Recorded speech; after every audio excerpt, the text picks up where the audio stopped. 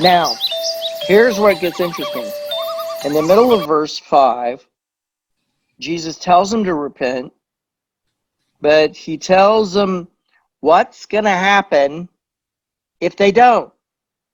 So look at that. And what's going to happen if they don't?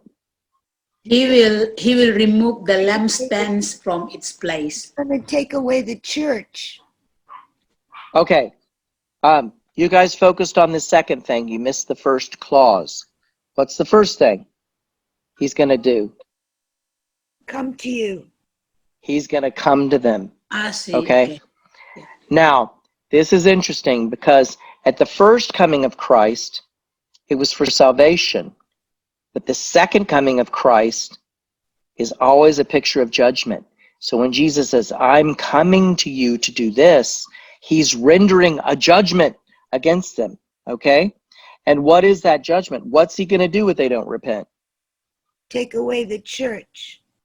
He's going to remove their lampstand out of its place. That city in Ephesus is going to stop being the lampstand for the world. So let me ask you, is the Ephesian church right now the lampstand to the world? Yes or no? It's in Turkey, isn't it? Right.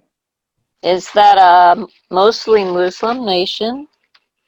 And That is correct. I don't know if the Christians have religious freedom. I'm not an expert on that. I should have looked it up.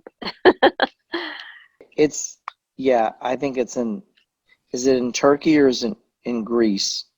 Ephesus. Is it in Greece? It must be Greece. My Bible has a map, and all 7 of these churches are in Asia Minor, which is Turkey. Okay, so my question is this. Is that area world right now the lighthouse for Christianity? Yes or no? No. No. But what is called the lighthouse of Christianity? Well, it's switched. It used to be Britain, and then it was America, and now it's Africa, Latin America, and Korea and China. Yeah, South Korea. The lighthouse of Christianity? Yes. There's many nations that are stronger in Christianity than the U.S. or Western Europe. Wow. Yes. So I thought in Asia. I think South Korea is probably the biggest. Yeah. South Korea has more than 33% of their population is born again Christian.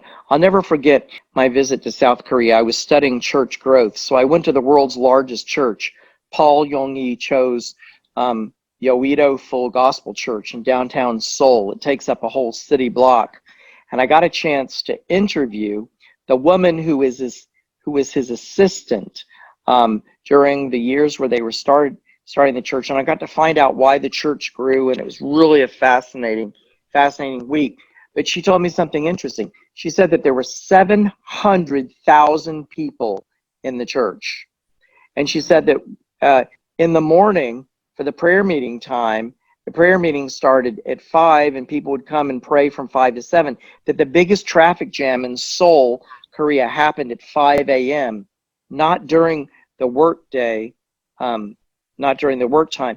It happened during the prayer meeting time in the morning because everybody got up early and went to the prayer meeting before they went to their jobs. Wow. And that really had an impact on me. That church is a lighthouse to the nations.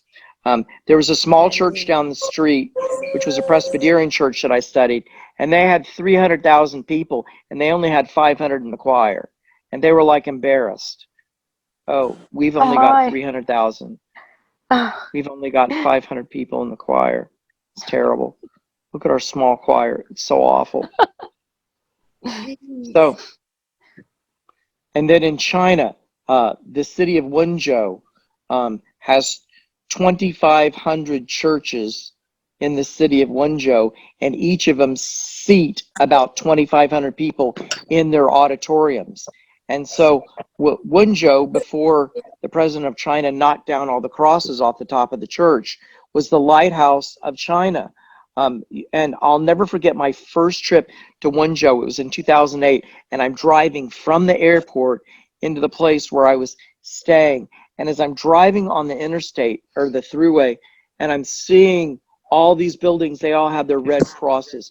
It reminded me of Korea and my experience of flying into Seoul, and it really, really struck me. The lampstand is in Wenzhou. The lampstand is in Seoul. The lampstand is in Latin America. The lampstand is not in Europe.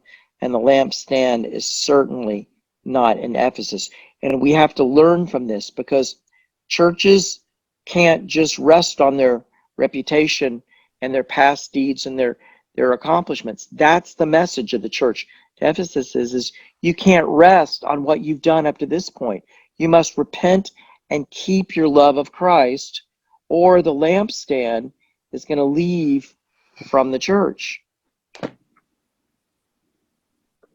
So what do some of y'all think about that?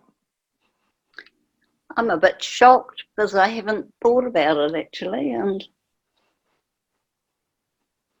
Yes, it gets my attention because it's not only true of churches, it's true of individual Christians.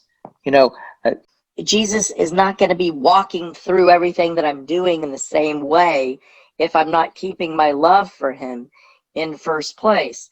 And when my love for him is in first place, then I see him doing things, and I'm excited about what he's doing, and I'm talking about what he's doing.